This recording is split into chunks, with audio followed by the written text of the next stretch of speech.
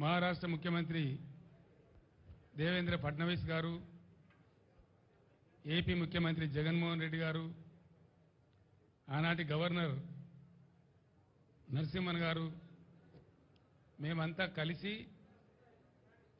Kaleshwaram project ఇనాగరైజేషన్ చేసిన తర్వాత కరీంనగర్కు వచ్చిన సందర్భంలో మాట్లాడుతూ నేను చెప్పిన మాట, ఇప్పుడు ఎవడెక్కడ పోయినా కాళేశ్వరం పని కంప్లీట్ అయింది కాబట్టి కరీంనగర్ జిల్లాకు మాత్రం ఇక డోకా ఉండదు. ఈ జిల్లాలో 4 సజీవ జలధారలు అమృతధారలుగా ఉంటాయి, నిరంతరం ఈ జిల్లాను కాపాడుతాయని చెప్పి నేను చెప్పిన. ఆ సజీవ జలధారలను మేము సృష్టించినాం. యావత్తు కరీంనగర్ జిల్లా ప్రజలు కండ్లారా వాటిని చూసిండ్రు, వాటి ఫలితాన్ని కూడా అనుభవించిండ్రు. పని లేదావా ఇప్పుడే తీయన్నా, కొద్దిగా తీయచ్చు కదా, పక్కకు పెట్టాయా బాబు, ఎందుకయ్యా అది ఎవరు తెచ్చినారు, అది పక్క పెట్టే తీసేయి. అవన్నీ కూడా అనుభవంలో కూడా వచ్చినాయి కరీంనగర్ జిల్లా ప్రజలకు, వాటి ఫలితాలు కూడా అంది వచ్చినాయి. ఒకటి మానేరు వాగు,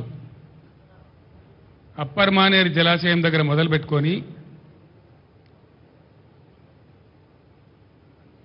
అన్నారం బ్యారేజ్లో గోదావరి దగ్గర కలిసే వరకు నిరంతరం నీళ్లతో కలకల్లాడేటువంటి చెక్ డ్యాంలతోని, ఇంటర్మీడియట్ డ్యాంలతోని, కాళేశ్వరం నీళ్లతోని కలకల్లాడుతూ ఉంటుంది అని చెప్పినా దాన్ని చూసిన కండ్లార ప్రజలు గత 5 ఏళ్ళు 6 ఏళ్ళు. రెండవ జలధార వరద కాలువ, దశాబ్దాల తరబడి పెండింగ్ ఉన్న వరద కాలువను కంప్లీట్ చేయడమే కాకుండా శ్రీరామ్ సాగర్ పునరుజ్జీవ పథకం అనే పేరుతోని ఆ వరద కాలువనే రిజర్వాయర్గా మార్చి 1.5 టీఎంసీల నీళ్లు సంవత్సరం పొడవుతా నిండా ఉండేటట్టు చేసినాం. అదొక సజీవ జలధార. సంవత్సరానికి 9.5 నుంచి 10.5 నెలల వరకు నిండు గర్భిణిలాగా ప్రవహించేటువంటి కాకతీయ కాలువ, అదొక సజీవ జలధార. గోదావరి మీద నిర్మించినటువంటి బ్యారేజీలు, అసంపూర్తిగా ఉన్న ఎల్లంపల్లి లాంటి ప్రాజెక్టు పూర్తి కావడం, ఎస్ఆర్ఎస్పీకి పునరుజ్జీవనం రావడం, నీళ్ళు తక్కువ పడితే కాళేశ్వరం నుంచి నింపుకునే విధంగా గోదావరి నది 200 కిలోమీటర్ల పాటు నిండు జలాలతోని గర్భిణిలాగా ఉండేటువంటి అదొక సజీవ అమృతధార.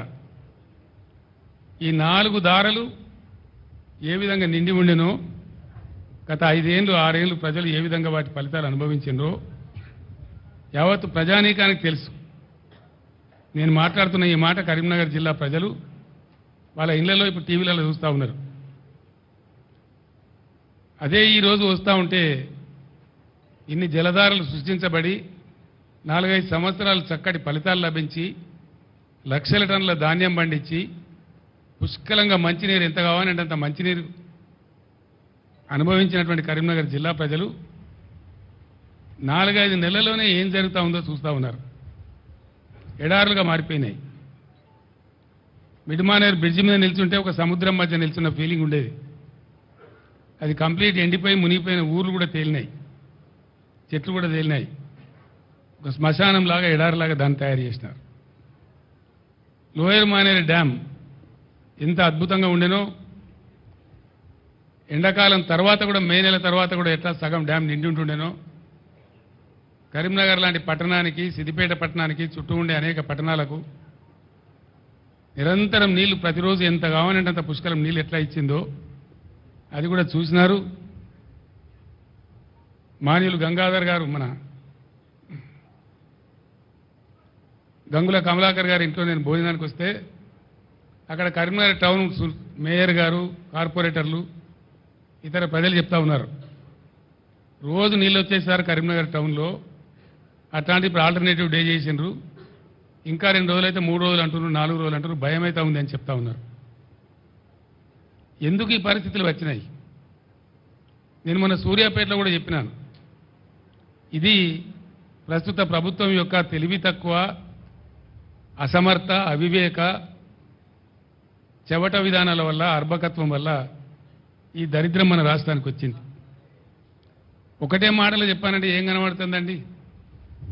2014 కన్నా ముందు తెలంగాణలో ఏ గోస, ఏ ఏడుపు, ఏ బాధ, ఏ మంచినీళ్ళ ట్యాంకర్లు, ఏ బిందెల కొట్లాటలు, ఏ కాలిపోయిన మోటార్ల రిపేర్లు వేలాదిగా లక్షలాదిగా ఏ సీన్ అయితే 2014 ముందు కనబడతా ఉండేనో మళ్ళీ అదే సీన్ పునరావృతమైంది. ఎందుకంటే ఈ ప్రభుత్వం అనేకమైనటువంటి అడ్డగోలు హామీలు టెంప్ట్ చేసి పాపం మంచిగున్న వాళ్ళ నోట్లే మట్టి కొట్టింది. అన్ని మోసాలే, ఏ ఒక్క మాట కూడా నెరవేర్చలే, ఏ ఒక్క హామీ కూడా నెరవేర్చలే. మళ్ళా సిగ్గు లేకుండా మళ్ళీ ఇయ్యాలో 4-5 హామీలు ఇచ్చిరాడు. అది ఎవరిని ఉద్ధరించడానికో నాకు అర్థం కాదు. ఇవాళ పంటలు ఎండని జిల్లా లేదు, కరెంటు మోటార్లు కాలని జిల్లా లేదు మొత్తం యావత్తు తెలంగాణలో. అందుకే పాత తెలంగాణ మళ్ళా పునరావృతమైంది. ఇందిరమ్మ రాజ్యంలో ఈగిలిచ్చిన పరిస్థితి అయింది ప్రజలదని చెప్పి నేను మనవి చేస్తా ఉన్నా. ఇక్కడ బాధాకరం ఏంటంటే నీటి నిర్వహణ సామర్థ్యం తెలియనటువంటి లత్కోర్లు రాజ్యం వెళ్తున్నారు కాబట్టి, అసమర్థులు చవట దద్దమ్మల రాజ్యంలో ఉన్నారు కాబట్టి ఇవాళ ఈ పరిస్థితి సంభవించింది. ఎందుకు వస్తుందండి ఈ పరిస్థితి? నేను ఒక విషయం మీకు స్పష్టంగా చెప్పదలుచుకున్నాను. 2-3 ఉన్నాయి, చిన్న చిన్న అవి చెప్పేస్తాను. ఏం జరుగుతూ ఉంది రాష్ట్రంలో, అసలు ఈ పరిస్థితి ఎందుకు వచ్చింది? పర్టికులర్లీ కరీంనగర్లో ఎందుకు రావాలా? కరీంనగర్ కానీ, మెదక్ కానీ, గోదావరి బేసిన్లో ఉన్నటువంటి ఇంకా అనేక ఇతర జిల్లాల్లో కానీ ఎందుకు రావాలి ఈ పరిస్థితి నాకు అర్థం కాదు. ఇది కాలం తెచ్చిన కరువా, మనుషులు తెచ్చిన కరువా, కాంగ్రెస్ తెచ్చిన కరువా? ఈ కరువు కారకులు ఎవరు? ఎవరి అసమర్థత, ఎవరి తెలివి తక్కువతనం? చివరిలో నేను మీకు చాలా బ్రహ్మాండంగా చెప్తాను, మీరు అందరూ ఆశ్చర్యపడతారు ఆ విషయం వింటే. ఇక్కడ చాలా మందికి తెలివై, నిజాలు తెలివై. నేను ఇప్పుడు చెప్తాను, మీకు విప్పి చెప్తాను. ముందు 4 పాయింట్స్ ఉన్నాయి నాకు. ఇలా వీళ్ళు ఇట్లే కిరికిరి మాటలు, అడ్డగోలు మాటలు, తొండి మాటలు, ఏదో ఇతరుల మీద ఆరోపణలు పెట్టి తప్పించుకోవాలని చూస్తూ ఉన్నారు కానీ తప్పించుకోలేరు. నేను హెచ్చరిస్తా ఉన్న ఈ ప్రభుత్వాన్ని, ఖచ్చితంగా ఎండిన పంట రాళ్లవాన అని మీరు అనుకుంటా ఉన్నారు. రాళ్లవాన కాదు, దాని ద్వారా పోయింది 1,50,000 ఎకరాలు. కానీ 15 లక్షల నుంచి 20 లక్షల ఎకరాల మధ్య ఇలా పంటలు ఎండిపోయినాయి. నేను పర్యటించిన 4-5 గ్రామాలలో, నా పర్యటన లేని గ్రామాలలో కూడా రైతులు అడ్డం వచ్చి ఆ వెదిర కావచ్చు, గంగాధర కావచ్చు, ఇంకో చోట ఎండిపోయిన వరి చేలు తీసుకొచ్చి అడ్డం తిరిగి బస్సు ఆపి మళ్ళీ నా చేతికి చెప్తా ఉన్నారు, సార్ మా ఊళ్ళో 600 పోయింది, మా ఊళ్ళో 800 పోయింది, మీదికి పొలం పచ్చగా కనబడుతుంది కానీ మొత్తం కింద పర్రెలు పెట్టింది చూడమని చెప్పి నన్ను పొలం లోపల దాకా తీసుకుపోయి చూపెట్టినారు. ప్రతి పంట, ప్రతి దగ్గర ఇదే పరిస్థితి. దీనికి ఏంది? నీటి నిర్వహణ సామర్థ్యం లేక, దాన్ని ఎట్లా వాడానో తెలియక, వైఫల్యం, ప్రభుత్వ వైఫల్యం ఒక కారణం. సరే, అదైతే నెటమటమైన పాత బోర్లు ఉన్నాయి కాబట్టి కరెంటుతోనన్న వారేసి దక్కించుకుందామంటే కరెంటు క్వాలిటీగా రాకపోవడం, మోటార్లు కాలిపోవడం రెండవ కారణం. వెరసి ప్రభుత్వ వైఫల్యం వల్లనే ఇలా పంటలు ఎండినాయి. కొంతమంది అసమర్థులైనటువంటి మంత్రులు వర్షపాతం తక్కువటే మా మీద బదనాం పెడుతున్నారు అని మాట్లాడుతూ ఉన్నారు. అది పూర్తి శుద్ధ తప్పు. కొన్ని జిల్లాల్లో 7%, కొన్ని జిల్లాల్లో 16%, దాదాపు 20-25 జిల్లాలలో, ఉత్తర తెలంగాణ జిల్లాలలో, ముఖ్యంగా కరీంనగర్ లాంటి జిల్లాలో నార్మల్గా కురవాల్సిన దానికంటే అధిక వర్షపాతం కురిసింది. ఎక్కువ రెయిన్ఫాల్ ఉండగా కూడా ఈ పరిస్థితి ఎందుకు వచ్చింది అంటే పూర్తిగా ప్రభుత్వ అసమర్థత, ప్రభుత్వ వైఫల్యం తప్ప దీనికి వేరే కారణం లేదు. ఇక్కడ బాధ కలిగే విషయం ఏంటంటే, నేను కూడా దుఃఖంతో చెప్తున్న మాట ఏంటంటే, కాలం కాకపోతేనేమో రైతు ఇంత నష్టపోడు, కాలం కాలేదని దేవుణ్ణో ధర్మాన్నో తిట్టుకుంటాడు, పంట వేయడు. కానీ ఇక్కడ పంట వేసి పెట్టుబడి పెట్టి ప్రతి ఊర్లో కూడా వాళ్ళు రోధిస్తున్నది బాధపడకుండా ఇలా మగ్దుంపుర్లో కానీ ప్రతి చోట తెప్పింది ఏంటంటే 25,000 పెట్టమని కొందరు, 28,000 పెట్టమని కొందరు, 22,000 పెట్టమని కొందరు, ఒక్కొక్క రైతు ఎకరానికి ఎంత పెట్టుబడి పెట్టిండో ఇంత పెట్టుబడి పెట్టి గంగపాలైనం సార్ అని వాళ్ళు మొత్తుకుంటా ఉన్నారు. మేము వేయకపోతే బాధలేదు, కానీ కారణం ఏంది? రైతు బంధు మీద ఒక అరాకిరి. అది ఎప్పుడు వేస్తారో ఎప్పుడు వేయరో చెప్పకపోవడం, 7 ఎకరాలని 3 ఎకరాలని 4 ఎకరాలని దానిలో తుండి పెట్టి అసలు వస్తుందా రాదా ఒక కన్ఫ్యూజన్ గురి చేయడం రైతులను. నిన్న మొన్నటి దాకా ఇప్పటికి కూడా ఇంకా పూర్తిగా వేయలే రైతులకు, 100% వేయలే. ఇంకా దాని మీద ఒక పాలసీ లేదు, ధైర్యం లేదు, చెప్పే తెలివితేటలు లేవు. అదొక వైఫల్యం. అదేవిధంగా నేను మొన్న మాట్లాడితే ఇంత గలీజ్గా అంటే ఒక ముఖ్యమంత్రి స్థాయిలో 100 రోజులలో 200 మంది రైతులు చచ్చిపోయిన 200 పైచీలు కానీ నేను చెప్తే 48 గంటల్లోగా ఇవ్వండి, మేము వాళ్ళకు నష్టం ఇస్తామని చెప్పినారు. మేము 4 గంటలనే ఇచ్చినాం. ఇది లిస్టు. 4 గంటలే, 4 గంటలనే ప్రభుత్వానికి చీఫ్ సెక్రటరీకి పంపించినాం. 209 మందిది పంపించినాం. దాని తర్వాత కూడా ఇంకో 5-10 జరిగినాయి. ఇప్పటికీ ఉలుకు లేదు, పరుకు లేదు, ఏం లేదు.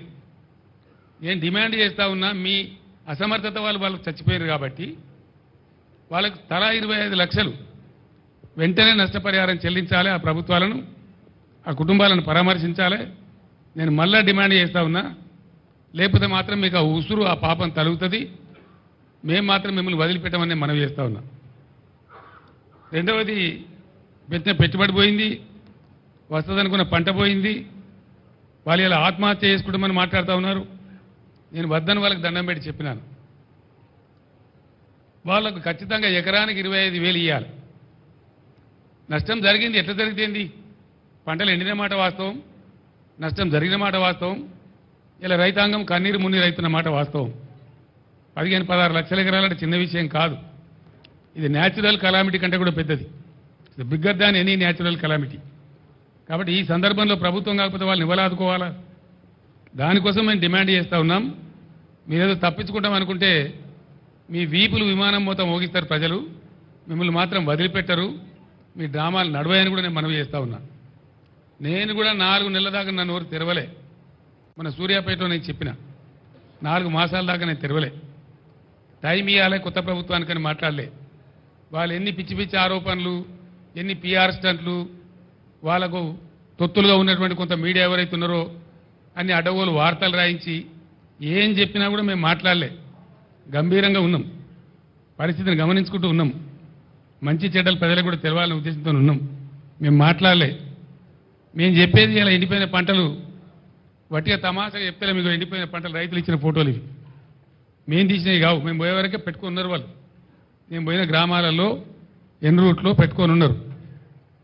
ఇగో ఈ విధంగా ఎండిపోయినాయి పంటలు, ఇంత భయంకరంగా ఎండిపోయినాయి.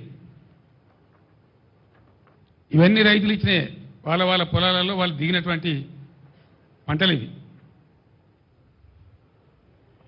ఇగో ఇది కూడా వాళ్ళు ఇచ్చినటువంటిదే. మేము తీయలే. ఇంకా చిన్నవి ఉండే కదా పేపర్లలో, కాగితాల్లా ఉండదు చూడు. ఇంకా ఉండేనండి, నేను ఇచ్చే రైతు ఇచ్చింది నాకు అవి. సరే తీసేయండి, అవి తీసేయండి.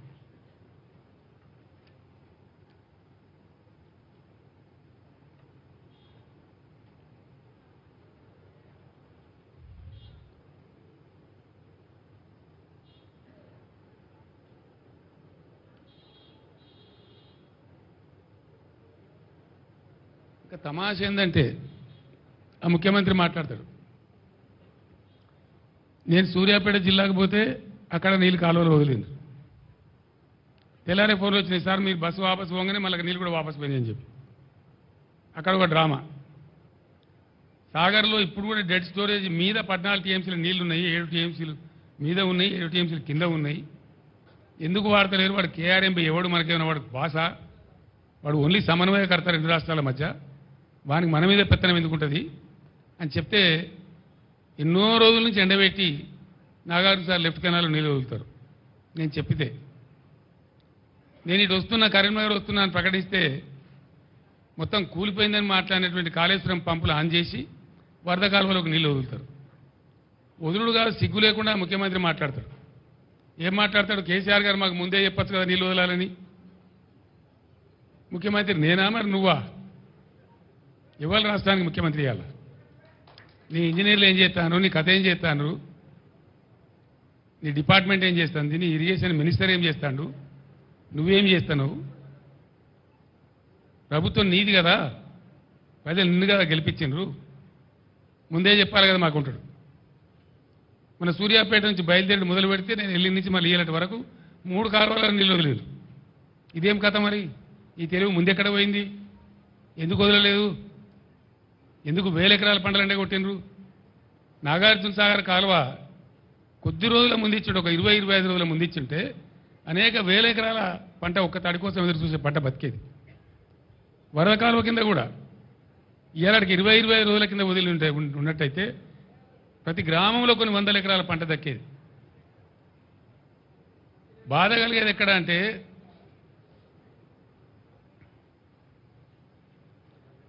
ఈ పరిస్థితి సమయానికి నీళ్లు వదలక, ఉన్న వనరులు వసతులు తెలివితో వాడుకోక, క్వాలిటీ కరెంట్ అందించక, రైతు బంధు సమయానికి ఇవ్వక, వెర్రి తిర్రి మాటలు మాట్లాడుకుంటూ ప్రజలను కన్ఫ్యూజ్ చేస్తూ చేసినారు. ఇంకా బాధల్ని రైతులకు. ముఖ్యమంత్రి ఏం చెప్పిండు? ఉరుకుండ్రి జల్దీ. ఇక అర్రస్పాట వాడినట్టే, మంచి సమయం మించిన దొరకదన్నట్టు. లగెత్తుండ్రి, పరిగెత్తుండ్రి, జల్దీ తెచ్చుకోండి, డిసెంబర్ 9 నాడే నేను సంతకం పెట్టేస్తా, 2 లక్షల రుణమాఫీ చేస్తా. ఎక్కడ పోయింది డిసెంబర్ 9? ఎక్కడికి పోయింది? ఎన్ని రోజులైంది ఇప్పుడు? ఇది 4వ నెల. ఇలా బ్యాంకులు వచ్చి నోటీసులు ఇచ్చి రైతులకు కొంపలు పుచ్చుకుంటా ఉన్నాయి. మాకు సంబంధం లేదండి, అట్లా మస్తు ప్రకటనలు చేస్తారు రాజకీయంగా, మాకు డబ్బులు వస్తేనే లెక్క అని మాట్లాడి ఇలా ఏం చేయాలి రైతుల గతి? తెలంగాణ రాష్ట్ర వ్యవసాయమే సంక్షోభానికి గురయ్యే పరిస్థితికి వచ్చింది. ఇవాళ మీ యొక్క వెర్రి తిర్రి వేషాల వల్ల, మీ పాగల్ పని వల్ల. ఎవల తప్పది? దాని మీద ఉరుకు లేదు, పలుకు లేదు. ఏం చేస్తారో చెప్పరు. పోయిన పంట పోయినా ముందరికన్నా బతుకుదామంటే రైతులకు వచ్చేది అది ఒకటే పని. దాని సంగతి ఏంది? రుణమాఫీ మీద పెద్ద వ్యవసాయ సంక్షోభం వచ్చేటట్టుంది రాష్ట్రం లోపల. దానికి ఎవరు జవాబుదారీ? బ్యాంకర్లతో ఎందుకు మాట్లాడతలేరు? ఎందుకు బ్యాంకులు నోటీస్ ఇస్తే మీరు మౌనం పాటిస్తున్నారు? దాని అర్థమైంది. దాన్ని కూడా వెంటనే తేల్చాలి. మిమ్మల్ని వెంటాడతాం. ఆ విధంగా బోనస్ ఇస్తామని మాట్లాడింది అన్ని పంటలకు. ఇలా నేను పేపర్లో చూసిన, జొన్న పంట సగమే కొంటామని. అన్ని పంటలు మొత్తం కొంటాం, అన్నిటికీ బోనస్ ఇస్తాం. ఇలా జొన్న పంట వచ్చింది, సగం మాత్రమే కొంటామని చెప్పి అంటున్నారు. నేను డిమాండ్ చేస్తా ఉన్నా, జొన్న పంటకు బోనస్ ఇచ్చి పూర్తి పంట కొనాలి ప్రభుత్వం. ఆ పంట చేతికి వచ్చింది, పోయిన పంట పోయింది, కానీ మిగిలిన పంట అది వచ్చింది. అట్లనే వర్షాకాలం వడ్లు వస్తే దానికి బోనస్ ఇయ్యలే. క్వింటాల్కి 500 కట్టిస్తామని మాట్లాడింది, ఇయ్యలే, రూపాయి ఇయ్యలే. ఇప్పుడు కొనుగోలు కేంద్రాలు పెట్టినామని చెప్పిండ్రు, ఇస్తారా ఇవ్వరా? దాని మీద ఉరుకు లేదు, పలుకు లేదు. ఇవ్వకపోతే మాత్రం మిమ్మల్ని వెంటాడతాం. మీరే చెప్తున్నారు కదా ఇది రెఫరెండం అనుకొని మాకు ఓట్లేయిందని. మీకు చూపిస్తారు ప్రజలు, ఇప్పుడిగా మీ సంగతి చూపిస్తారు. బోనస్ ఇవ్వకపోతే మిమ్మల్ని ఎట్లా బోగస్ అని చెప్పి మీకు ఎట్లా బుద్ధి పెట్టాను, కరువు కాల్చి వాత పెట్టానో పెడతారు మీకు. ఇప్పుడు దానికి ఎలక్షన్ కోడ్ అడ్డం రాదు, అది కూడా నేను చెప్తా ఉన్నా. ఎలక్షన్ కమిషన్ మీరు రాయాలి, ఎలక్షన్ కమిషన్ మీరు చిత్తశుద్ధి ఉంటే రాయాలి. మాకు బోనస్ ఇచ్చేది ఉంది, రైతాంగానికి ప్రకటించినాం, పర్మిషన్ ఇవ్వనాలి. ఒకవేళ ఇయ్యరు, ఏ రైతు ఎంతనో లెక్క పెట్టు. ఎలక్షన్ కమిషన్ అడ్డం వస్తే 13 తారీఖు నాడు పోలింగ్ అయిపోతుంది, ఆ తర్వాత ఇవ్వండి. ఏ రైతు ఎంతనో అకౌంట్ ఫర్ చేయండి. మిమ్మల్ని వదిలిపెట్టం, బీఆర్ఎస్ మిమ్మల్ని వెంటాడుతుంది. రైతులు ఉద్యమానికి సిద్ధంగా ఉన్నారు. ఎన్ని వాగ్దానాలు కొట్టిరండి? ఒక్కరినొక తెల్లరా మీరు చేసింది? 3-4 నెలల ఇంత ఆగమా? గొర్రెల యూనిట్లు 100ల కోట్ల రూపాయల పాపం యాదవ్ సోదరులు కట్టినారు, ఆ యూనిట్లు ఇస్తారన్న ఆశతో. బంద్ కథం, ఇయ్యాలి బంద్, గొర్రెల యూనిట్లు బంద్. ఇస్తారా సస్తారా ఏం చేస్తారు? అది లేదు. దాని మీద యాదవ్ సోదరులు రెడీగా ఉన్నారు మిమ్మల్ని ఏ విధంగా శిక్షించాలో శిక్షించడానికి. అదేవిధంగా దళిత బంధు మేము 1,30,000 మందికి శాంక్షన్ చేసినాం. మేము 10 లక్షలు ఇచ్చేవాళ్ళం, మీరు వాగ్దానం చేసింది 12 లక్షలు ఇస్తామన్నారు. దాని మీద ఉలుకు లేదు, పలుకు లేదు. మేము రిలీజ్ చేసిన డబ్బు కూడా ఫ్రీజ్ చేసి పడేసిండ్రు. నేను దళిత సోదరులకు విజ్ఞప్తి చేస్తా ఉన్నా, ఇటువంటి మొండి సర్కారుకు ముద్దు నిద్రపోయే సర్కారుకు బడతలు పెట్టుకొని వాయించడమే కరెక్ట్. వీళ్ళని గ్రామాలలో ఇప్పుడు పార్లమెంట్ ఎలక్షన్లు వస్తే నిలదీయండి, గీత గీయండి, ఏది మా దళిత బంధు అని చెప్పి దళిత గొంతుకలు లేవాలని చెప్పి నేను మనవి చేస్తా ఉన్నా. ఇది ఎట్లున్నదంటే అన్నవస్త్రం ఇస్తారని పోతే ఉన్నవస్త్రం ఊడ్చిపోయింది అన్నట్టు 10 లక్షలు కాదు 12 లక్షలు ఇస్తారా ఆశపడి మీకు ఓటేస్తే ఇలా మీరు చేసిన దందా ఏంది? 10 లక్షలు లేదు, పాత శాంక్షన్ లేదు, కొత్తది ఊసే లేదు, ఉలికే లేదు, పలికే లేదు. అదొక మోసం. ఈ 1,30,000 మంది దళిత పురులు గర్జించాలి ఎక్కడికక్కడ. ఈ కాంగ్రెస్ పార్టీ యొక్క ఎండగొట్టాలని నిలదీయాలని చెప్పి నేను మనవి చేస్తా ఉన్నా. అదేవిధంగా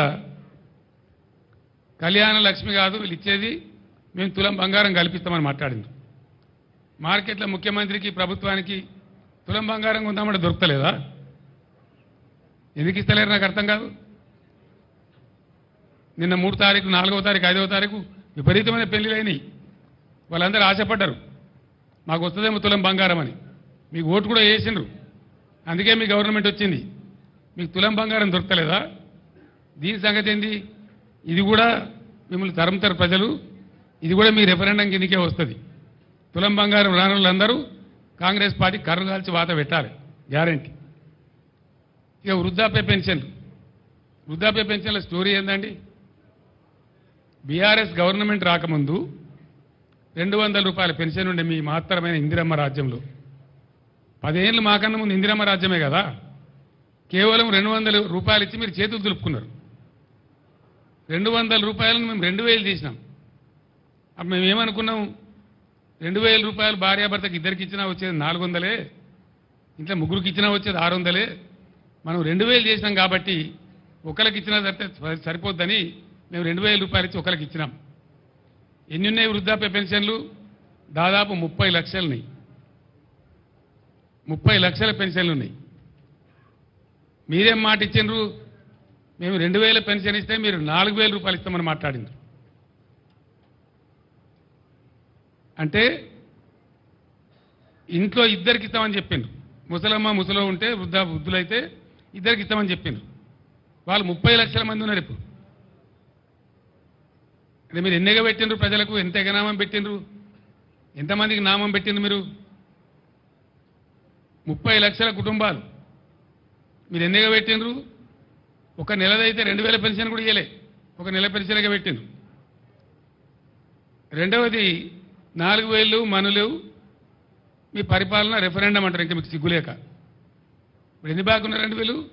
30 లక్షల ఈ కుటుంబాలకు 2,000 రూపాయలు పాతది మినాయిస్తే వాళ్ళు డబల్ ఇచ్చే పరిస్థితి అయితే నెలకు 6,000 బాకీ ఉన్నారు. ఇప్పుడు 4 నెలలు అయింది, ఇది 4వ నెల.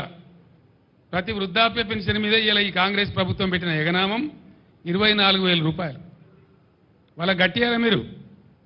కట్టించేదాకా మిమ్మల్ని వేటాడతాం. లేకపోతే ఇదేనా రెఫరెండం అని ఆ వృద్ధాప్య పెన్షన్లు తీసుకునే వాళ్ళు వీళ్ళకి కర్రు కాల్చి ఇప్పుడు వాత పెట్టాలి. సిగ్గు రావనంటే, వీళ్ళకి బుద్ధి రావనంటే ఎవరెవరికైతే ఎగబెట్టినరో ఇది కూడా రెఫరెండం కిందకే వస్తుంది. దీని మీద ప్రజలు రెఫరెండం తీసుకోవాలి. అదేవిధంగా దళితులకు మోసం, రైతులకు మోసం, యాదవ సోదరులకు మోసం, కొత్త రేషన్ కార్డులు ఇస్తామని మాట్లాడిన వాగ్దానం ఇచ్చి దానికి మోసం, మహిళలకు మహాలక్ష్మి అని పేరు పెట్టి మహాలక్ష్మి లేదు, మనులక్ష్మి లేదు, ప్రతి మహిళకు 2,500 రూపాయలు ఇస్తామన్నారు. అది వాటిదే మోసం, ఏమి లేదు. అదేవిధంగా వాళ్ళకి చెడ్డకోపం పెట్టింది.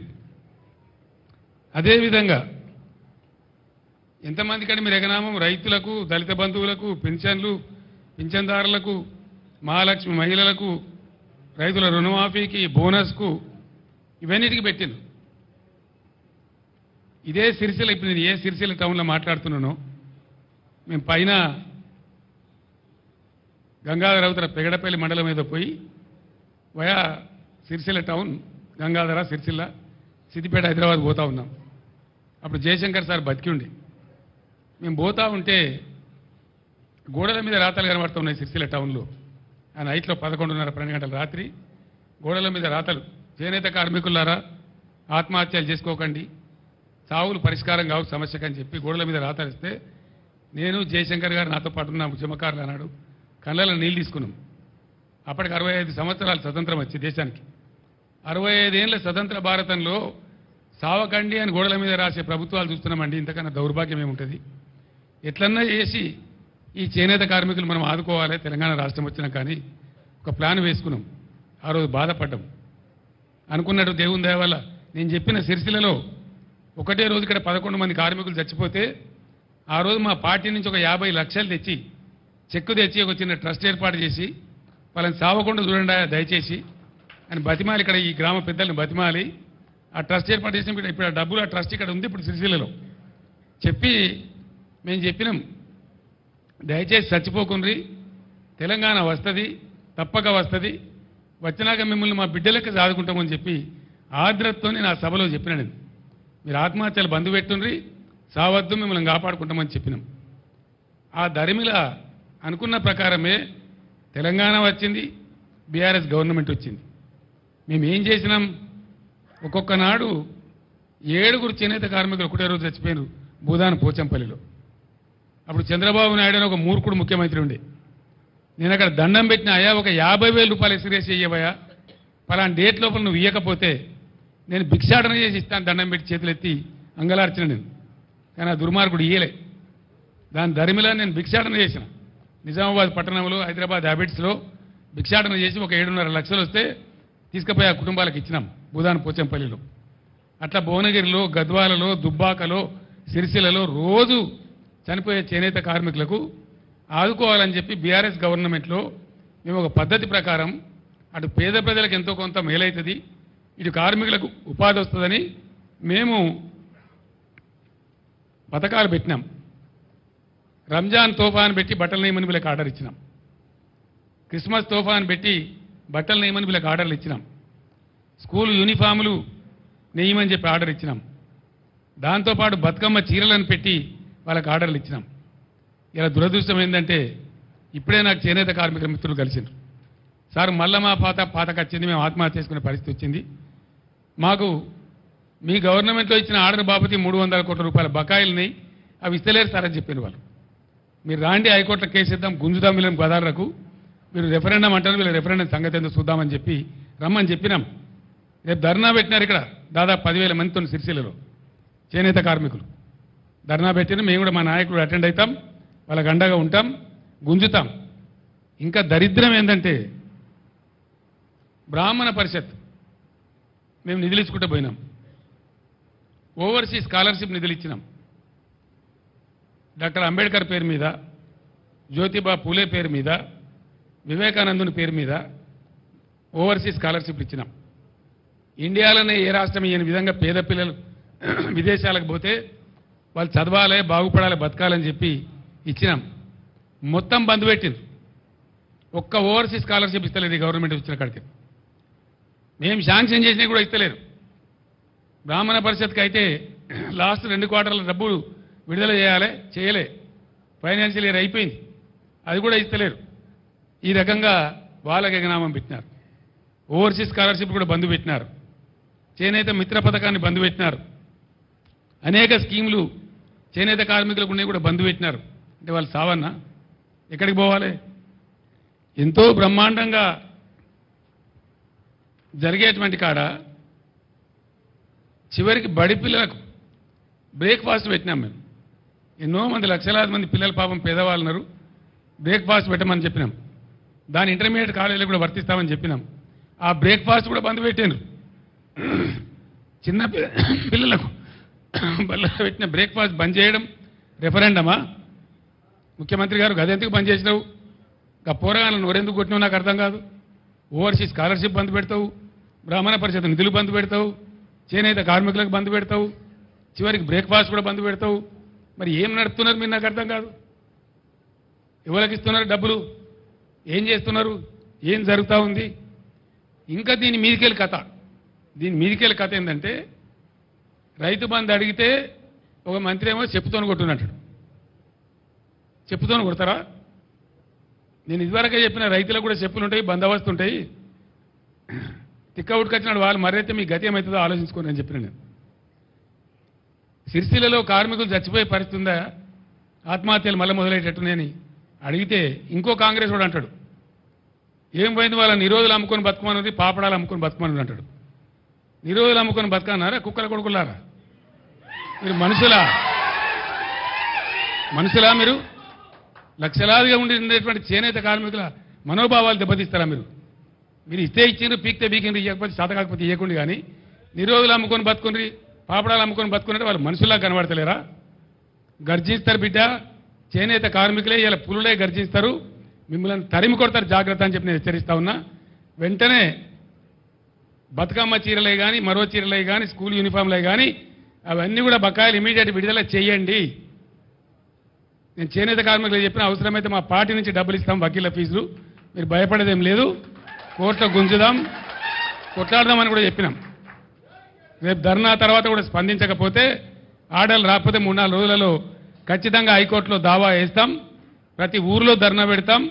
ఎక్కడెక్కడ చేనేత కార్మికులకు బాధలవుతున్నాయో రాష్ట్రం అంతా రణరంగం చేసి మిమ్మల్ని ఫుట్బాల్ ఆడతాం బిడ్డ, ఇడిచిపెట్టాం, జాగ్రత్త.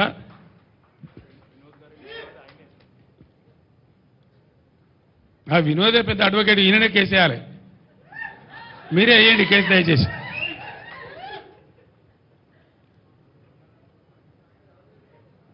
ఇంకేం మాట్లాడతారు? చేనేత కార్మికులంటే మొన్నటిదాకా దొబ్బి తిన్నారట. దొబ్బి తిన్నారా దొంగనా కొడుకులారా? దొబ్బి తిన్నారా? కష్టం చేసిండ్రు పాపం, గవర్నమెంట్ ఆర్డర్లు ఇస్తే నేసిండ్రు, ప్రజలకు పంపించిండ్రు. లేని అవ్వలకు చెల్లెళ్లకు అక్క చెల్లెలకు పాపం బతుకమ్మ చీర పేరు మీద ఒకటి పోయింది, రంజాన్ తోఫా కింద ఒకటి పోయింది, క్రిస్మస్ తోఫా కింద ఒకటి పోయింది. వాళ్ళు బతికిండ్రు, అటు పేద ప్రజలకు అందింది, ఇటు చేనేత కార్మికులు బతికిండ్రు, వాళ్ళకు ఉపాధి మార్గం దొరికింది. ఇవాళ 14 ఏళ్ల కింద 10 ఏళ్ల కింద తెలంగాణలో చేనేత కార్మికుల బతికి ఏముండెనో మళ్ళా చేనేత కార్మికుల బతి ఆ పరిస్థితి తీసుకొని వచ్చింది ఇవాళ గవర్నమెంట్. 3-4 నెలల ఇంత పెద్ద కథ. నాకు ఇంకొక విషయం అర్థమైతే లేదు, మన సూర్యాపేట కూడా అడిగిన, మీరు కొత్త పీకి పడగొట్టింది ఏమీ లేదు, మీతో కాదు, మీ ప్రభుత్వమే లత్కోర్ల ప్రభుత్వం ఉన్నది. అడ్డమైన మాటలు మాట్లాడి మీరు 1.8% ఓట్లు ఎక్కువ వచ్చి మీరు గెలిచినారు మాకంటే. మేమేం రౌట్ కాలే, ప్రధాన ప్రతిపక్షంగా ఉన్నాం, మాకు 37% ఓట్లు వచ్చినాయి, మీకు 38.9% ఓట్లు వచ్చినాయి, అంతే, 38.8%. జస్ట్ 1.8% ఓట్లు మీకు వచ్చినాయి ఎక్కువ. ఎందువల్ల? మీ లత్కోరు వాగ్దానాల వల్ల, మీ ఉల్టా సీదా వాగ్దానాల వల్ల. మీ తులం బంగారాన్ని కొందరు మోసపోయినరు, 10 లక్షలకు బదులు 12 లక్షలతో దళిత బంధు కొందరు మోసపోయినరు, 2000లకు బదులు 4000 పెన్షన్ వస్తుందని కొందరు మోసపోయినరు, అంతే కదా. మీ 2 లక్షల రుణమాఫీ కొందరు మోసపోయినరు, మీ 500 బోనస్ ఇతరని కొందరు మోసపోయినరు, లేడీస్కు స్కూటీలు, ఇంకా స్కూటీ, మీ స్కూటీలో కొంతమంది మోసపోయినారు. ఇలా బిడ్డ వాళ్ళే మీ కళ్ళు కాల్చి వాత పెడతారు, మీకు చూపిస్తారు మీ కథ ఏందో, మీ రామాయణం ఏందో. నేను ఇక్కడ మాట్లాడి కొద్దిమంది వింటుండొచ్చు కానీ ఇప్పుడు రాష్ట్ర వ్యాప్తంగా లక్షలాది మంది వింటున్నారు నేను మాట్లాడే మాటలు. మీ తొత్తు పేపర్లలో తప్ప నిజాయితీ ఉన్న అన్ని పేపర్లలో కూడా వస్తుంది. ఇక నిజాయితీ పేపర్లు ఏంటియో తొత్తు పేపర్లు ఏంటియో రేపు బయట పడుతుంది. ఇంకొక విషయం నాకు మనసున పడతలేదు, నేను బాధతో చెప్తున్న ఈ మాట. కొత్తది మీతో అవుతుందా పీక్తుందా, మీ శాతం అవుతుందా లేదా, అదంతా వేరు సంగతి. ముందు కాలం ఉన్నది, కాలమే రుజువు చేస్తుంది. మీ సమర్థత ఏంది, మీ శక్తి ఏంది, మీ తెలివితేటలు ఏంది, మీరు ఎంతపాటి సిపాయిలు అనేది అంతా బయట పడుతుంది. ఒక్క ఏడాదిని మీ రంగం మొత్తం తేల్చేట్టున్నది. నడిచింది కదా 9 ఏళ్ళు కరెంటు. దయచేసి విలేకరులకు నేను ఒక మాట చెప్తాను, మీరు స్పష్టంగా వినండి, ఇలా అరమరికలు వద్దు. బీఆర్ఎస్ గవర్నమెంట్ ఉన్నప్పుడు గత సంవత్సరం ఇదే ఎండాకాలంలో అత్యధికంగా వచ్చినటువంటి పవర్ లోడ్ ఏదైతే ఉందో 14,900 మెగావాట్లు, 900 చిల్లర, 14,900 చిల్లర, 14,900. దాని తర్వాత మొన్ననే ప్రధానమంత్రి వచ్చి జాతికి అంకితం చేసిండు. మేమే కట్టించిన వెంబడబడి, మేమే అన్ని శాంక్షన్లు ఇచ్చినాం, ఎన్టీపీసీ నుంచి వాటర్ అలొకేట్ చేసినాం, వాళ్ళకి భూమి కావాలంటే అలాట్ చేసినాం. నేను 5 సార్లు 6 సార్లు నేను రామగుండం స్వయంగా పోయినా, ఎన్టీపీసీతో కట్టించినాం చట్టం ప్రకారం. 1600 మెగావాట్లు యాడ్ అయింది కొత్తగా, 1600లో 85%. ఇంత అయితే కరెక్ట్ కదండి, 1400 మెగావాట్లు యాడ్ అయింది. 14,900 హైయెస్ట్ పీక్ లోడ్కు ఇంకో 1400 మెగావాట్లు యాడ్ అయింది ఉన్న కెపాసిటీ కంటే. అది మన సొంతం. ఎన్టీపీసీ మనకి ఇచ్చేది మన హక్కు. ఇప్పుడు హైయెస్ట్ వచ్చింది ఎంతరా ఈ మీ సీజన్లో అంటే 15,600 వచ్చింది. అది ఒక రోజు 2 రోజులు వచ్చింది. అంటే ఎంత 700 మెగావాట్లు ఎక్కువ వచ్చింది. మేము ఉన్నప్పటికంటే 700 మెగావాట్లు ఎక్కువ వచ్చింది. 700 మెగావాట్లు ఎక్కువ వస్తే మరి 1400 యాడ్ అయింది కదా. మరి ఎందుకు షార్టేజ్ అవుతున్నది కరెంటు? ఎవడు దీనికి కారణము? దయచేసి అందరూ ఆలోచించాలి. విలేకరు మిత్రులు కూడా ఆలోచించాలి. పవర్ లేదా అంటే పవర్ ఉన్నది, నడవలేదా అంటే 9 ఏళ్ళు నడిచింది. అంతకుముందు బ్యాడ్ సిస్టమ్ ఉంటే మేము 1 ఇయర్లే క్లియర్ చేసినాం. కష్టపడి రాత్రింబవళ్ళు మా మెదళ్ళు కరగబెట్టి మీలా పిఆర్ స్టంట్లు చేయకుండా అహో రాష్ట్రాలు కష్టపడి 7,600 ఇన్స్టాల్ కెపాసిటీని 18,600 తీసుకొని పోయినాం. బ్రహ్మాండంగా నడిపినాం. మళ్ళీ ఇప్పుడు ఇంకో 1,600 మేము చేసిన కృషి వల్లనే ఎన్టీపీసీ నుంచి వచ్చింది. మరి ఎందుకు పవర్ షార్టేజ్ అవుతుంది అంటే మీరు పక్కా చవటలు, దద్దమ్మలు, శాతగాని చవటలని అర్థమవుతా ఉంది. అంతే కదా. మీకు నడపడం చేత కాదు, తెలివి లేదు. అది చెప్పాలి బాగా చెప్తా. మేము అసమర్థులం, తెలివి లేదు, మాకు నడపలేకపోతున్నాం, అతను చేతనైతే లేదు. మళ్ళీ కేసీఆర్ చెప్పారుండే అంటారా? ముందే చెప్పారుండే కేసీఆర్ అంటారా? ఈ విధంగా అడ్డగోలుగా ఇష్టం వచ్చిన మాటలు మాట్లాడుకుంటా, పిఆర్ స్టంట్లు పెట్టుకుంటా, లంగా మాటలు మాట్లాడుకుంటా పిచ్చి పిచ్చి కథలు చేస్తారు మీరు. ఇవాళ నేను మీ అందరికీ ఒకటే మాట మనవి చేస్తా ఉన్నా, బాధతో మనవి చేస్తా ఉన్నా. ఇది మనిషి సృష్టించినటువంటి కృత్రిమ కరువు. భగవంతుడు కాలమో కాదు, బ్యాడ్ రెయిన్ సీజన్ కాదు, కాళేశ్వరం. నేను మీ అందరికీ మనవి చేస్తా ఉన్నా, విలేకరు మిత్రులు దయచేసి కరెక్ట్గా వినాలి, కరెక్ట్గా రాయాలి. నిజంగా ప్రజలను మంచిగా చూడాలి, పంటలు పండియాలి, రైతులు బాగుండాలి, నా గ్రామాలు నా రైతులు కలకల్లాడాలి, వాళ్ళ ముఖాల మీద చిరునవ్వు ఉండాలనే కోరిక ఉండాలి కదా ప్రభుత్వానికి. బలమైన కాంక్ష ఉండాలి కదా హృదయంలో. మేము ఏం చేసినాం ఆ రోజు? ఆగమై చెట్టుకోడు గుట్టకోడు అయినటువంటి తెలంగాణ రైతులు గ్రామాలు వదిలిపెట్టి గ్రామాలను వల్లకాడులాగా చేసి ఆటో రిక్షాలు నడపడానికి, మరో పని చేయడానికి, బిల్డింగ్లలో కూలి పని చేయడానికి పోయిన రైతులను తిరిగి వాళ్ళ గ్రామాలలో కష్టడి చేసి చిన్న పెద్ద అన్ని రకాల రైతులు మేము ఆదుకున్నాం. ఏం చేసినాం? ఈ రాష్ట్రం బ్రహ్మాండమైన బలమైన వ్యవసాయ రాష్ట్రం కావాలి అని ఒక దీక్ష పట్టినాం, ఒక పట్టు పట్టినాం. పట్టుబట్టి వాళ్ళకు 5-6 వసతులు కల్పించినాం. రైతు బంధు చరిత్రలో ఎవడు వేయలే, ఎవడు ఉట్టియలే. ఎంతోమంది ముఖ్యమంత్రులు అయినారు. చరణ్ సింగ్ గారు, దేవిలాల్ గారు, మహారాష్ట్రలో వసంత్ దాదా పాటిల్ గారు స్వయంగా రైతు బిడ్డలే అయినా, వాళ్ళు ముఖ్యమంత్రులు అయినా వాళ్ళ నోటి నుంచి రాలే. నేను అశోక్ గులాటి అని చెప్పి ఒక all India famous agro economist ఉంటే ఆయనతో ఒక 6 నెలలు చర్చ చేసి ఏం చేయాలి రైతులను మంచిగా లేపుకురావాలంటే అంటే ఆయన ఒకటే సలహా చెప్పిండు. కేసీఆర్ గారు ఒకటే మాట, మీ ప్రభుత్వానికి ఎంత శక్తి ఉన్నదో మాకు తెలియదు, కానీ రైతులకు అన్ని దేశాలలో ప్రభుత్వాలు సపోర్ట్ చేస్తాయి. సపోర్ట్ ఉంటేనే రైతు నిలబడే పరిస్థితి ఉంది అలా అంతర్జాతీయంగా.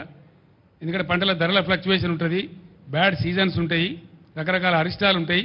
కాబట్టి రైతు నిలబడాలంటే అతను అప్పు తీసుకొని పరిస్థితికి రావాలి, జేబులో 4 పైసలు జమ కావాలి, సొంత పెట్టుబడి పట్టుకొని కాళ్ళ మీద నిలబడే పరిస్థితి ఉండాలి.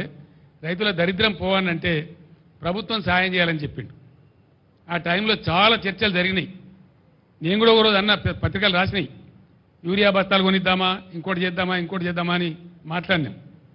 కానీ అశోక్ గులాటి గారు నాకు చెప్పింది ఏంటంటే, సార్ నువ్వు యూరియా బస్తాలు ఇస్తే వానకాలం కోసం తెచ్చుకునే 2 బస్తాలు మిగులుతాయి, ఆయనకు అవసరం ఉండదు, నువ్వు బస్తాలు ఇస్తావు, ఎక్స్ట్రా అవుతుంది, ఆ 2 బస్తాలు అమ్ముకోవాలి, మళ్ళీ అమ్మినరు పీకినరు మళ్ళీ బదనాము. అది కాదు, నువ్వు ఎన్ని ఏదలుచుకున్నావో ఎకరానికి ఇంత అని లెక్క పెట్టి డబ్బులు సాయం చేయమని చెప్పిండు ఆయన. మొట్టమొదలు మేము 4,000తోనే సాయం చేసినాం ఎకరానికి. తర్వాత మళ్ళీ లెక్కలను వేసుకొని 5,000 చేసినాం. సంవత్సరానికి ఎకరానికి 10,000 చేసినాం. ఒక 10,000 రూపాయల రైతు బంధు వస్తే మంచి టైంకి వేద్దాం, మేము అదును మీద వేద్దాము. వాళ్ళు అప్పులు తీసుకునే పరిస్థితి ఉండకపోతుండే. కానీ ఇలా చాలామంది రైతులు చక్రవడ్డీలకు అప్పులు తీసుకున్నారు మీ తెలివి తక్కువతనం వల్ల. మీరు డబ్బులు వేయకపోవడం వల్ల మేము జమ చేసిన 7,000 కోట్లు మీరు కాంట్రాక్టర్లకు బిల్లులు చెల్లించి మీ తాబేదారులకు రైతుల నోట్లో మట్టి కొట్టిరు కాబట్టి మీరు టైంకి వేయలేదు కాబట్టి ఇలా వడ్డీలు తెచ్చుకున్నారు. మళ్ళీ ప్రైవేట్ బ్యాంకుల ప్రైవేట్ దగ్గర పోయి వడ్డీలు తెచ్చుకున్నారు. ఇలా వాళ్ళు మునిగిపోయారు, ఘోరంగా మునిగిపోయారు, వాళ్ళ పంటలు పోయి. దీనికి ఎవడు జిమ్మదారి ఎవడు అంటే నేను ఒకటే మాట మీకు మనవి చేస్తా ఉన్నా. విలేకరు మిత్రులు దయచేసి there is no confusion, I'm straight. Kaleshwaram అసలు కాళేశ్వరం గురించి ఆ ప్రాజెక్టు గురించి వీళ్ళకు తోక తెలియదు, నా తొండం తెలియదు. ఇప్పుడు ఉన్నోనికి ఏమీ తెలియదు, ఇంటికి కూడా తెలియదు. కోపం వస్తుంది, బాధ కలుగుతాయి. ఏమైందండి దానిలో? మేడిగడ్డ బరాజులో దానికి 3 బరాజులు ఉన్నాయి, మేము కొత్తగా కట్టినాయి. సైడ్లో కూడా ఉన్నాయి, సైడ్లో వచ్చి కలిసేటువంటి రివర్లెట్స్ ఏవైతే ఉంటాయో వాటిని కూడా చాలా ఇసుకలనే కడతాం, వాటికి పిల్లర్స్ ఉంటాయి. మొత్తం ఆ రివర్లెట్స్ కోసం కట్టినటువంటి ఉపనదుల మీద కట్టేవి కానీ మెయిన్ గోదావరి మీద కట్టేవి కానీ అన్ని బ్యారేజీల మీద కలిపి 300 చిల్లర ఉంటాయి. ఇది పిల్లర్స్ బ్రహ్మాండంగా 3 బ్యారేజీలలో కలిపి దాదాపు 200 చిల్లర గేట్లు ఉంటాయి. అంత పెద్ద పని అది. దాని తర్వాత ఒక్కొక్క పంప్ హౌస్ మొన్న వీళ్ళు ఒత్తిరు కదా నంది మేడారంల వరద కాలువలో నీళ్ళు పోయడానికి. కాళేశ్వరం అయిపోయింది, మరి ఆ పంప్ ఎందుకు వచ్చినావు? మరి నేను అడుగుతా ఉన్నా, ఎట్లా వచ్చినాయి నీళ్ళు? మరి ఎందుకో వచ్చే కాళేశ్వరం లేనిదే వచ్చినాయా? మేమేం చేసినాం? మీలాగా లత్కోర పని చేయలే. మేము కడుతుంటే కాళేశ్వరం ప్రాజెక్టు కడతా ఉంటే 2 బ్యారేజీలు తెలంగాణ కాంగ్రెస్ నాయకుల యొక్క అసమర్థత వల్ల సమైక్య పాలకులు పెండింగ్లో పెట్టిన దశాబ్దాల తరబడి. ఇవి ఇక్కడ మిడ్మానేర్ ప్రాజెక్టు అసంపూర్తిగా పెట్టిండ్రు, అక్కడ ఎల్లంపల్లి బారాజ్ అసంపూర్తిగా పెట్టిండ్రు. వాటిని మేము అగమేఘాల మీద కంప్లీట్ చేస్తూ ఉన్నాం.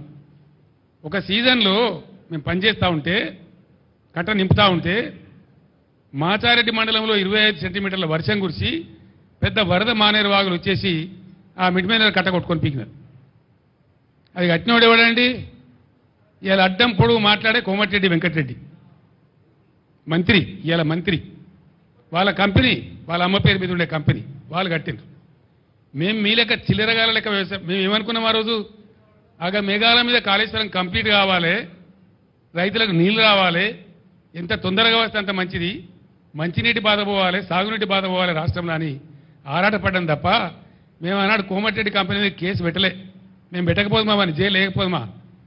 మీ లెక్క చిల్లర కథ వాడానంటే ఆ రోజు ప్రభుత్వం మా చేతిలో లేకుండానా?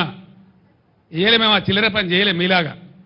సరే చాలా దరిద్రుడు పోలేని చెప్పి కట్టినాం, ప్రాజెక్టు నింపి నిలబెట్టినాం, నిండా నింపి గంగమ్మలాగా తయారు చేసినాం. ఆ బ్రిడ్జి మీద పోతుంటే 2 పక్కల చూస్తే భయమయ్యే పరిస్థితి పెట్టినాం. అంత అద్భుతంగా నీళ్లు కనబడేది, సముద్రంలా కనబడేది. దాన్ని మీరు ఇలా ఎడారి చేసినారు, నాశనం చేసినారు మీ తెలివి తక్కువతనం వల్ల, మీ అసమర్థత వల్ల. యాక్చువల్ ఫ్యాక్ట్ ఏంటండి రాహుల్ గారు? ఫ్యాక్ట్ ఈజ్ ఆనెస్ట్లీ టెలింగ్, గోదావరిలో వచ్చే వరద మామూలు ఉండదండి. ద ఫ్యాక్ట్ ఈజ్ దిస్, గోదావరిలో పైనుంచి నీళ్లు తక్కువ, కింద నీళ్లు తక్కువ.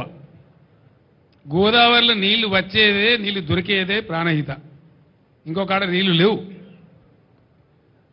ఆ ప్రాణహిత దాటినాకనే కట్టాల. దానికోసం ఒక 6 నెలలు తపస్సు చేసినట్టు చేసి ఆ మేడిగడ్డను కనిపెట్టుకున్నాం. మేము కేంద్ర ప్రభుత్వ సంస్థ వ్యాప్కోస్ లైడార్ సర్వే కావాలంటే లైడార్ సర్వే కూడా చేసినాం. దాని డిజైన్ ఏంది అసలు వీళ్ళకి తెలుసా? వీళ్ళకి డిజైన్ గురించి అవగాహన ఉందా?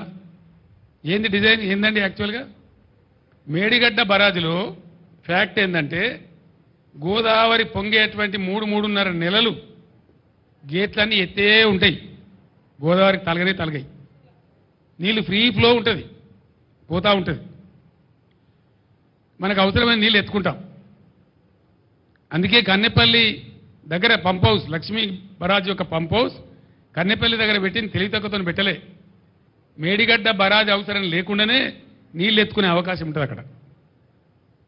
ఆ పాయింట్ పట్టుకున్నదే అందుకు. అక్కడి నుంచి నంది మేడారంకు, అంటే మీది బరాజులకు వచ్చి నంది మేడారంకు, మేడారం నుంచి గాయత్రి పంప్ హౌస్కు, గాయత్రి నుంచి వరద కాలువ ద్వారా మిడ్మానేరుకు, మిడ్మానేరు ద్వారా ఎల్ఎండికి, మిడ్మానేరు ద్వారా మలన్న సాగర్కు, మిడ్మానేరు ద్వారా పైకి ఎస్ఆర్ఎస్పికి, ఎటు అవసరం ఉంటే అటు వాడుకునే విధంగా మిడ్మానేరును ఒక ఖజానా చేసినాం. గోదావరిలో నీళ్ళు ఎత్తడానికి మేడిగడ్డ బ్యారేజే అవసరం లేదు, కానీ ఎప్పుడు అవసరం పడుతుంది? అది టాక్టికల్ అప్రోచ్. 25 వేల క్యూసెక్ల ప్రవాహం స్టార్ట్ అయిందంటే గోదావరిలో జూన్ ఎండుకు ఆ గేట్లన్నీ ఎత్తేస్తామండి. అసలు బ్యారేజీల నీళ్ళు ఆపరు. ఎప్పుడు ఆపుతారు? మళ్ళా ప్రవాహం 25 వేల క్యూసెక్లకు డౌన్ అయ్యేదాకా ఆపుతారు. చివర్లో సెప్టెంబర్ మాసం చివర్లో ఆ గేట్లు దించుతారు. అది కూడా మొత్తం గేట్లు దించరు. అటొక 2 ఇటొక 2 ఆ చివరికి 2 ఈ చివరికి 2 వదిలిపెట్టి వచ్చిన నీళ్ళు వచ్చిపోయేటట్టు చేసి ఒక 9 టీఎంసీలు 10 టీఎంసీలు నిల్వ ఉండేటట్టు దానిలో ఆపడతారు. వచ్చినవి పోతూ ఉంటాయి. ఆ 9-10 టీఎంసీలు పెడితే కొద్దిగా బిల్డ్ అవుతుంది కాబట్టి దాన్ని ఎత్తి పోసుకుంటూ ఉంటాం. ఎత్తి ఎప్పటికప్పుడు పోస్తూ ఉంటాం కాబట్టి కరెక్ట్గా చెరువులు, చెక్ డ్యాములు, కుంటలు అన్ని నిండి ఉంటుండే, భూగర్భ జలం రీఛార్జ్ అవుతుండే, ఏ బాధలు లేకుండే, పంటలు ఎండకుంటుండే. మే నెల తర్వాత కూడా మత్తలు దుంకిన చెరువులు కారణం ఏంది? తెలివిగా దాన్ని ఏ టైంలో ఎత్తిపోయానో ఆ టైంలో ఇంజనీర్ల ద్వారా ఎత్తించినాం కాబట్టి నేను మాట్లాడిన నిన్న మొన్న ఇంజనీర్లకు ఏమైందిరా ఈ సన్నాసులకు తెలివి లేకపోతే మీ తెలివి ఏం వచ్చింది, ఎందుకు ఎత్తలేదు నీళ్ళంటే సార్ మమ్మల్ని నిరోధించిండ్రు అని ఏదో ఉన్న తోకమట్ట అని చెప్పి ఉన్న మీదున్న బ్యారేజీల నీళ్ళు కూడా వదిలేసిరు కావాలని చెప్పి వీళ్ళు తెలివితొక్కదనం మేము ఏం చేస్తాం సార్ అని చెప్పారు నాకు ఇంజనీర్లే. నిన్న ఇవాళ అడిగిన నేను అక్కడికే పోతున్నా. అసలు ఏం జరిగిందంటే 50 టీఎంసీల నీళ్ళు సముద్రానికి వదిలిపెట్టింది సార్. దగ్గర 48 టీఎంసీల నెట్ వాటర్ కుంగిందని దాని ఏదో కేసీఆర్ను బదనాం చేయాలి, గత ప్రభుత్వాన్ని బదనాం చేయాలని ఒక చిల్లర కుట్రతోని ప్రేక్షకుల్లాగా చూసుకుంటే సన్నాసులాగా కూర్చుంటే నీళ్ళని వీకినాయి. ఇప్పుడు కూడా 1500 టీఎంసీలు పోతా ఉన్నాయి ప్రణాయితలు. ఇప్పుడు కూడా క్యూసెక్లు పోతా ఉన్నాయి. ఆడ ఎన్ని ఉన్నాయండి పంపులు? వీళ్ళకి లెక్కనా తెలుసా? కనీసం ఏ పంప్ హౌస్ కాడ ఎన్ని పంపులు నేను తెలివైన ఉన్నది వీళ్ళకు. 2200 క్యూసెక్ల సామర్థ్యం ఉండేటువంటి 17 పంపులు అక్కడ కన్నెపల్లి కాడ. మేము నడిపినాడు కూడా మొత్తం పంపులు నడపం. నీళ్ళని బట్టి చూసుకుంటూ, అవసరాన్ని బట్టి చూసుకుంటూ, ఇవతల అవసరం ఎంతుంది, ఎన్ని కాలేజీ ఉన్నాయి అని చూసుకుంటూ నడుపుతాం. దాంతో ఏమవుతుంది? ఒకసారి ఒక పంపు నడుపుతాం, 2 పంపులు నడుపుతాం, 3 పంపులు నడుపుతాం. మామూలు ఇసుక కట్టేసి బస్తాలేసి కూడా ఇసుక బస్తాలేసి కూడా నడపచ్చు. కానీ దాన్ని నడపకుండా కుట్ర చేసి అలా ఎందో ఉన్నది. మేమే చెప్పినాం కదా అసెంబ్లీలో. ఏమున్నదండి అలా? వాడు ఏం చెప్పిండు? మొన్న నచ్చిపోయినాడు. ఆ 2 పిల్లల కింద ఉన్న ఇసుక కదిలి అవి కదిలినాయి అని చెప్పిండు. అంటే జరుగుతూనే ఉంటాయి. చాలా బ్యారేజ్లలో జరుగుతాయి, చాలా వాటిలలో జరుగుతాయి. మొన్న కదా గంగానదిలో నిన్నగాక మొన్న పేపర్లో ఫోటోలు వచ్చినాయి. గంగానది మీద బ్రిడ్జ్ కడతామంటే పటాన కూలిపోయింది. ఆడ నదులలో ఇసుకలో జనరల్గా జరుగుతాయి.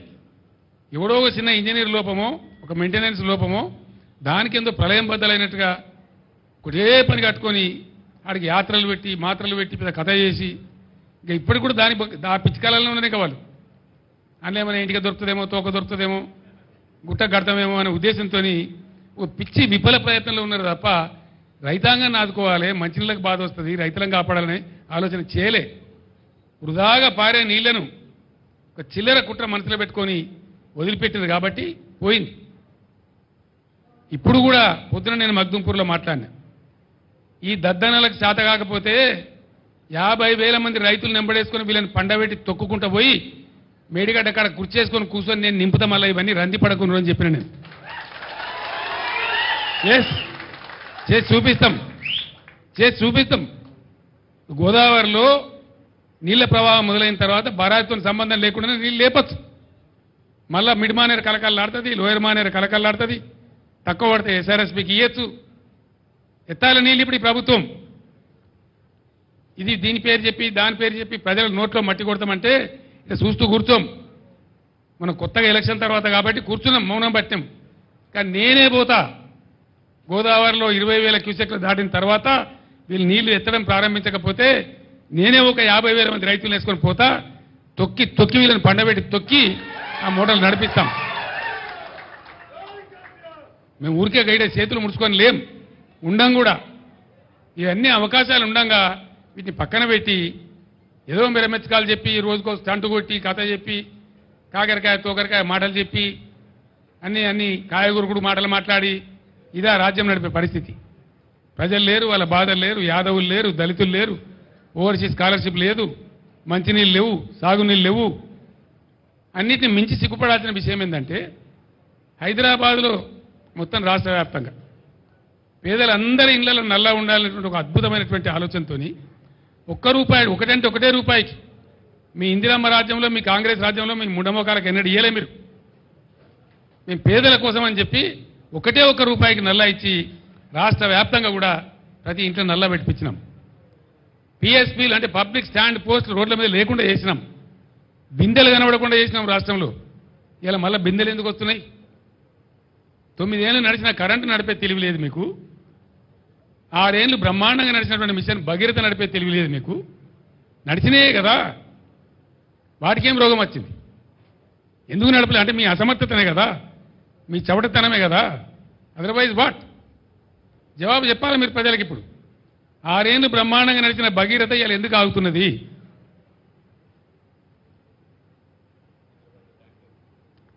హైదరాబాద్లో మళ్ళా ట్యాంకర్లు ఎందుకు వస్తున్నాయి? ట్యాంకర్లు ఎందుకు కొంటున్నారు ప్రజలు? ఇవాళ ఆ కర్మ ఎందుకు పట్టింది ప్రజలకు? Government must answer. మేము 20,000 లీటర్లకు ఫ్రీ పెట్టినాం హైదరాబాద్లో. హైదరాబాద్ నుంచి వచ్చిన జర్నలిస్టులకు మీకు కూడా తెలుసు. 20,000 లీటర్స్ ప్రతి ఇంటికి ఫ్రీ పెట్టినాం. ఇలా బిల్స్ వస్తూ ఉన్నాయి వాటికి ప్రజలకు. ట్యాంకర్లు కొనుక్కోవాలి ఒకటి, ఆ 20,000 లీటర్లు కూడా బిల్స్ వస్తూ ఉన్నాయి. నేను డిమాండ్ చేస్తా ఉన్నా, చీము నెత్తురుంటే ఏమైనా పౌరుషం ఉంటే రెఫరెండం అని మీరు అన్నారు. హైదరాబాద్ ప్రజలు మీకు కర్రుగాల్చి వాత పెట్టకముందే మేల్కోండి ప్రభుత్వ పెద్దలారా, ట్యాంకర్లు ఫ్రీగా సప్లై చేయండి. అదేం లక్షల కోట్లు 1000 కోట్లు కాదు, అంతగలితో ఒక 400-500 కోట్లు అవుతుంది కావచ్చు. మీకు ప్రజల మీద ప్రేమ ఉంటే you supply free tankers in Hyderabad, otherwise you will be guilty. నిన్ను దోషులుగా పరిగణిస్తారు హైదరాబాద్ ప్రజలు, పరిగణించాలి కూడా. మిషన్ భగీరథ నడపండి యథావిధిగా. మీరు అసలు రివ్యూ చేస్తున్నారా? పొద్దున మాపున రివ్యూ చేయాలా? సీఎంఓలనే ఒక అధికారి ఉండాలా? ప్రజల తాగునీళ్ళంటే మీకు తమాషా ఉందా? ఎందుకు ఎండబెడుతున్నారు ఇలా వాళ్ళ గొంతులు? నీళ్లు లేకనా? స్కీమ్ లేకనా? బంగారం లాంటి భగీరథ స్కీమ్ ఉన్నది, దాన్ని వాడకుండా ఎందుకు ఇట్లా చేస్తున్నారు? కాబట్టి అది వెంటనే దానిలో ఏమైనా చిన్న పెద్ద ఉంటే సవరించి మిషన్ భగీరథ ఫుల్ ఫ్లెడ్జ్డ్ నడపాలి. ప్రతి ఇంటికి నీళ్ళు ఇవ్వాలి.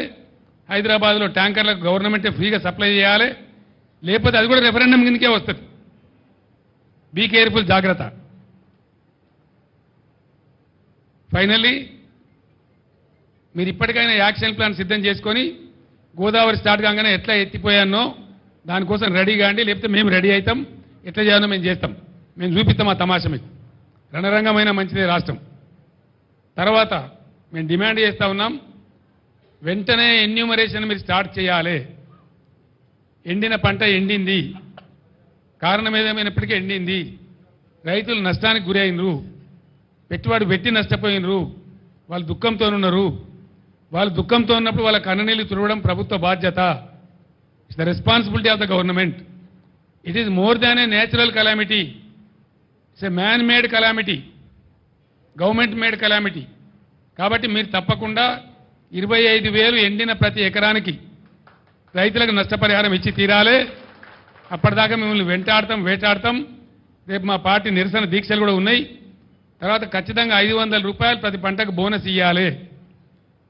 రాష్ట్రంలో పండిన ప్రతి పంట కొనాలి. మేము జొన్నలు కొనం, అవి కొనమంటే పంట కలవదు బిడ్డ. మీరు అన్నిటికీ బోనస్లు ప్రకటించండి, ఇక మొత్తం కొంటామని కాదు.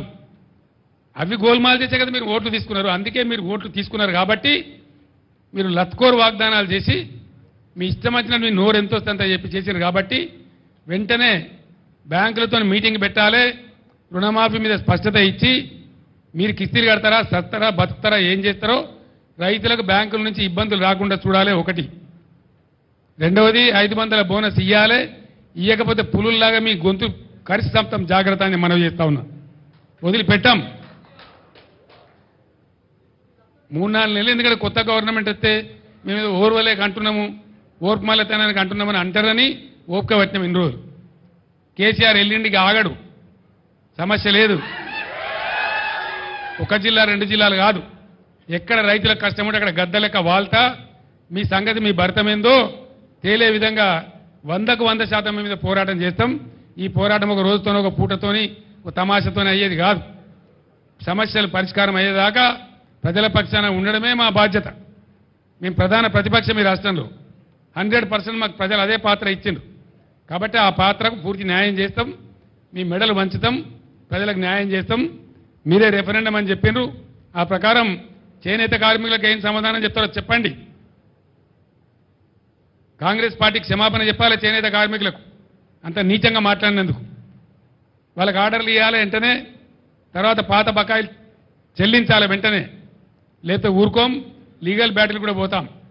ఈ విధంగా చేస్తామని చెప్పి తెలియజేస్తూ ఈరోజు నా యాత్రలో పాల్గొనే ఎండ ఉన్నా నా యాత్రలో పాల్గొన్నటువంటి నాయకులకు కార్యకర్తలకు అదేవిధంగా వచ్చి వాళ్ళ సమస్యలు చెప్పిన రైతులకు కూడా కృతజ్ఞతలు తెలియజేస్తూ థ్యాంక్ యూ సో మచ్ అండి. ఈరోజు no politics please please please please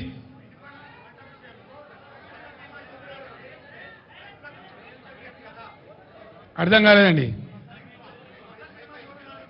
ఆ యోజన ఉంటే కదనే బాబు, ఫసల్ బీమా యోజన ఉంటే కదా. గుజరాత్లోనే దిక్కులేదు ప్రధానమంత్రి రాష్ట్రంలో. There is nothing, there is no Fasal Bima Yojana. It's a flop scheme.